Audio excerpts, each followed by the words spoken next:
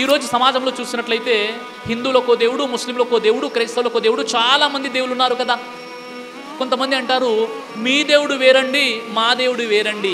మీ దేవుడు మా దేవుడు వేరు వేరు కాదండి, మనందరి దేవుడు ఒకటేనండి. ఈ సందేశమే అన్ని గ్రంథాల్లో ఉందండి. అందుకే శాస్త్రవేత్తల పితామహుడుగా పరిగణించబడినటువంటి ఆల్బర్ట్ ఐన్స్టీన్ చెప్పాడు. ఏం చెప్పాడు?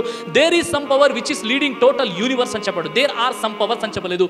దేర్ ఈజ్ సమ్ పవర్, ఒక అద్భుతమైనటువంటి శక్తి ఈ సమస్తాన్ని పరిపాలిస్తుంది. ఆయనే అరబీలో అల్లా అని అంటారు. అల్లా అంటే పుట్టుక లేనివాడు, అల్లా అంటే మరణం లేనివాడు, అల్లా అంటే కంటికి కనిపించని వాడు, అల్లా అంటే బలహీనత లేనివాడు, అల్లా అంటే బాబా కాదు, అల్లా అంటే జెండా చెట్టు కాదు, అల్లా అంటే సమాధి కాదు. అల్లా అంటే మిమ్మల్ని నన్ను మనందరినీ పుట్టించినటువంటి దేవుణ్ణే అరబీలో అల్లా అని అంటారు. ఒకవేళ భూమి మరియు ఆకాశాలలో ఒక్క అల్లా తప్ప ఇతర దేవుళ్ళు కూడా ఉండి ఉన్నట్లయితే భూమి మరియు ఆకాశాల వ్యవస్థ చిన్నాభిన్నమైపోయి ఉండేది. గ్రంథాల పరిజ్ఞానము లేని కారణంగా మా ఇంటి దేవుడు, మా పొలిమేర దేవుడు, గ్రామానికో దేవుడు, మండలానికో దేవుడు, జిల్లాకో దేవుడు, రాష్ట్రానికో దేవుడు, దేశానికో దేవుడు, మనిషికో దేవుడు, మతానికో దేవుడు, ఇంట్లో నలుగురుంటే నలుగురికి 4 రకాల వేరు వేరు దేవుళ్ళు. గుడ్డలు వేసుకున్న దేవుడే, గుడ్డలు ఏమీ వేసుకోకపోయిన దేవుడే.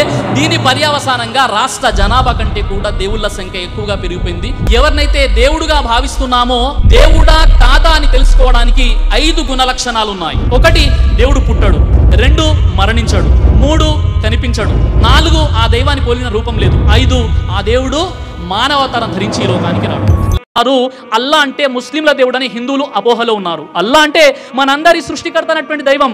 ఆక్స్ఫర్డ్ డిక్షనరీ ఏమంటుందంటే అల్లా అంటే ముస్లిములు ఆ దైవాన్ని పిలిచే పేరు అల్లా అని చెప్పడం జరిగింది, కానీ ముస్లింల దేవుడు అల్లా అని చెప్పబడలేదు.